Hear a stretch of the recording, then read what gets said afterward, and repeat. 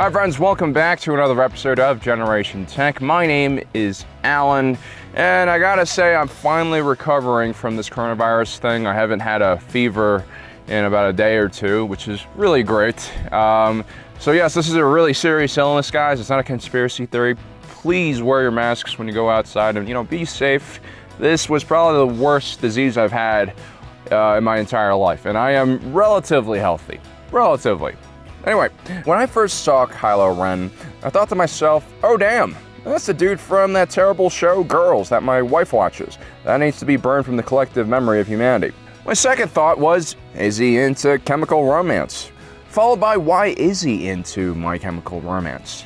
Is he there for the angsty and deep lyrics, or is it the haunting melodies that he likes? Or is it more of a lifestyle choice that he embraces because it properly reflects the little emo Ren inside of him? Like, I know it's pretty easy to make fun of Kylo Ren. I mean, this kid is basically Star Wars royalty, the son of Princess Leia Organa and General Han Solo.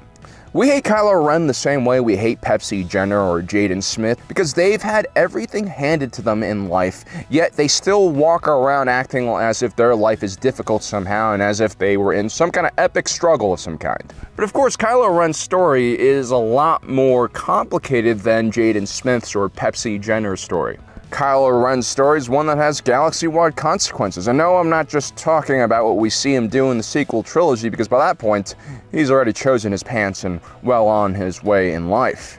Instead, today I want to look at Ben Solo's life, as in all of the things that happened in his childhood that really turned him into the adult that he would later become. As I always say on this show, empathy can only lead to understanding, which then can only lead to acceptance or pity. And so today I want to present to you guys the other side of Kylo Ren's story that you might have never heard of. Let's look at the Ballad of Emo Ben. Even before Ben Solo was born, he was already being manipulated through the Force by a dark side entity known as Snoke, who himself was just a puppet of Darth Sidious. Princess Leia had felt this epic battle going on inside of her womb. She likened Ben to a small, delicate band of light that occasionally dimmed because the forces of darkness would encompass it. This is not something your average child has to go through. The trauma and neglect usually doesn't start building up until they're out of the womb. The fact that not even his own mother's womb was a safe place for him to hide probably severely messed with his mental and childhood developmental stages. So while for the majority of human beings, the womb was a very pleasant and warm and safe experience, for Ben Solo, it was a nightmare, a continuous nightmare. Now, Ben would be born in 5 ABY on the same exact day as the Galactic Concordance Treaty was signed between the New Republic and the Galactic Empire. Ben would show Force sensitivity at a very young age and used telekinesis to throw things around the room, usually because he was having a fit of rage. Chewbacca would also take a role in raising the young Solo and teach Ben how to fly speeders and shoot a blaster. Lando Calrissian would also be around as a positive role model in the child's life. Han Solo and Leia Organa were well-meaning parents, but ultimately not really suited for a domestic life. Han Solo would fill most of his time as a racer and become quite successful at doing it. Princess Leia would return to the galactic politics and serve as a senator in the New Republic Senate on Hosnian Prime. It's not surprising that Ben Solo would feel abandoned by his parents. Child abandonment, especially in someone who was manipulated by dark side energy in the womb, can lead to even more childhood developmental issues. It creates questions of self-worth in the child, which can lead to guilt and shame, and at the same time, manifests itself in a lifetime of anger and grief, which can develop into aggressive and bullying and violent behavior. Luckily, Ben had another path in life. He was always destined to become a Jedi. His father, Han Solo, had named him after Obi-Wan Kenobi, who had sacrificed his own life so that the rebels could escape from the Death Star all those years ago. And so by the age of 10, Ben Solo was taken under the wing of his uncle, Master Jedi Luke Skywalker. This was an extremely positive development in young Ben's life. Master Luke represented a parental figure that could fill Ben Solo with self-worth and, more importantly, a moral foundation and structure for the young boy's life. It's at this crucial stage in life that children really begin developing long-term personality traits like how good they are at dealing with adversity or how disciplined they are. So joining the Jedi was exactly what Ben needed, because prior to this, Snoke was really the only constant presence in Ben Solo's life, especially when his parents and various uncles were absent. And so, like any young, neglected child, Ben Solo dived into his Jedi studies and quickly became obsessed with his training and developed a very strong devotion to the Jedi way. Luke and Leia quickly sensed that Ben Solo shared quite a few similarities with Anakin Skywalker. He was a very young and bold and powerful Jedi who excelled at basically everything he did and had a very good focus on developing those skills. Ben also quickly realized that he was far stronger than any of the other students he was being trained alongside, and the fact that he was related to Master Luke separated him from the rest of the group. Something that also happened to Anakin when he joined the Order. At the same time, Master Luke sensed that Ben Solo was a bit more powerful than the rest of the students, and so he paid special attention to his nephew, making him feel a lot more special as well. Now, despite all their good intentions, what they're really doing was making Ben Solo feel much more isolated from the other apprentices at the Jedi Order. And this isolation, combined with his own view of himself, including his lack of self-worth, only created more issues. And although before his teen years, Ben Solo still looked at Master Luke as a great hero and was very devoted to the Jedi, there was a sense of fear growing in Ben's heart. It was around this time that Ben Solo would have his first conversation with Snoke through telepathy. Now, Ben wasn't really sure who exactly Snoke was, and it also wasn't obvious at the time that Snoke was evil and consumed by the dark side. Snoke was just another adult figure in the life of Ben Solo, one who provided him with alternative ideas. Meanwhile, Master Luke, having taken personal interest in his nephew, had taken Ben Solo, along with him and Lor San Tekka, on several journeys to ancient Jedi outposts looking for more old knowledge and answers about the Jedi of old. And on these long journeys, the adults would talk to each other about ancient history, while young Ben would have conversations with Snoke in his head. In one such conversation, Solo talked about how boring and lengthy these trips were, and how Master Luke was always cautious when he found new artifacts and would never actually use them. To which Snoke would answer that the Jedi have always hoarded history without truly understanding how it works. Snoke was planting seeds of doubt in Ben Solo's mind.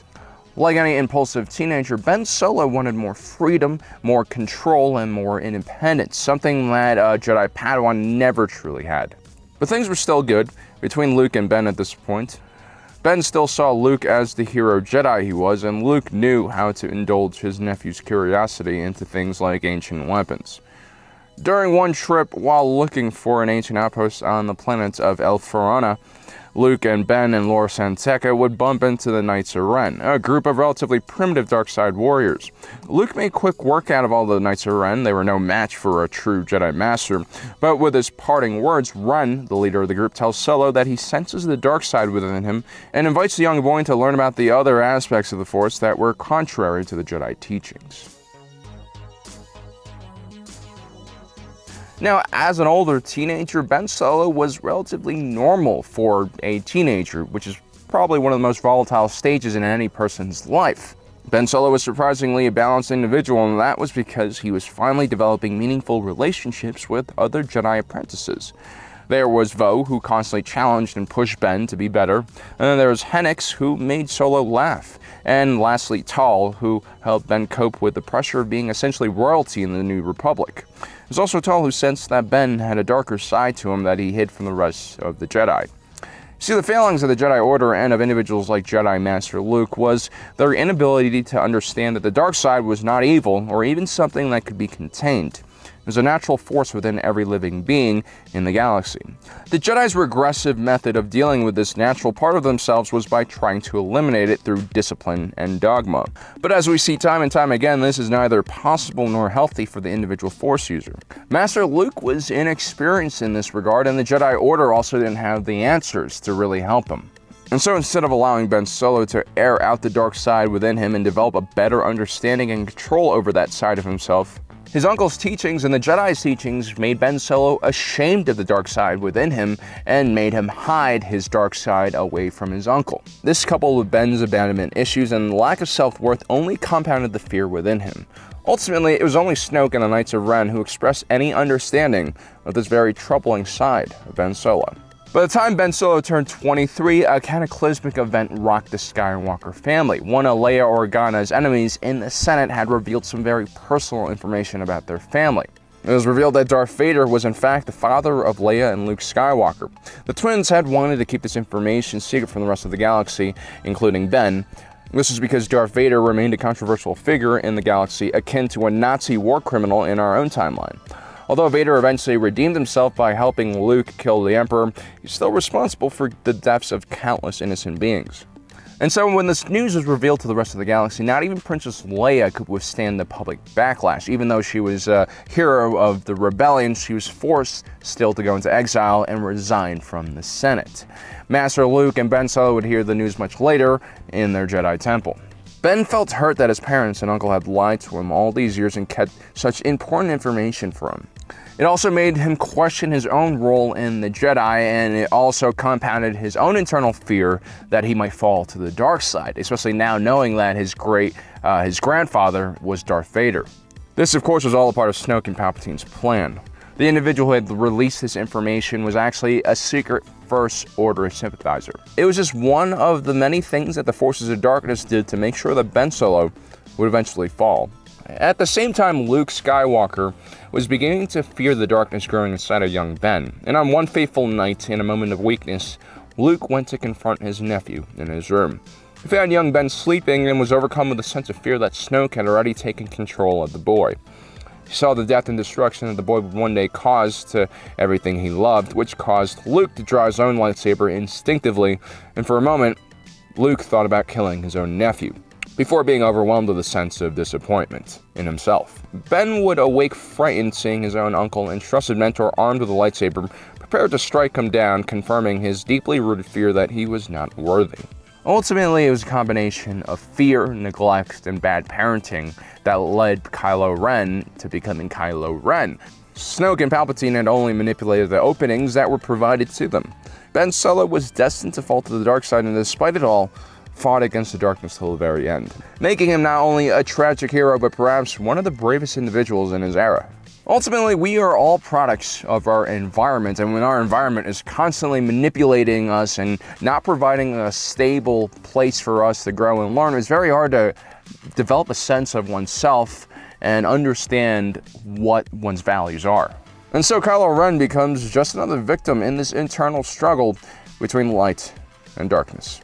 So there you have it, guys. That is the Ballad of Emo Ben. As you can see, he had an extremely difficult childhood, and because of that extremely difficult childhood and neglect and lack of proper, Force-sensitive training, he really was destined to fail. And I think that's what makes him a pretty remarkable character, despite all of the negative attention he does get in the sequel trilogy. Well, at least that's my opinion. Let me know in the comment section below what you guys think about Kylo Ren. Also, don't forget to subscribe and hit that notification button so you don't miss out on the rest of our awesome content. As usual, thanks for joining us today. If you're watching this, you are Generation Tech.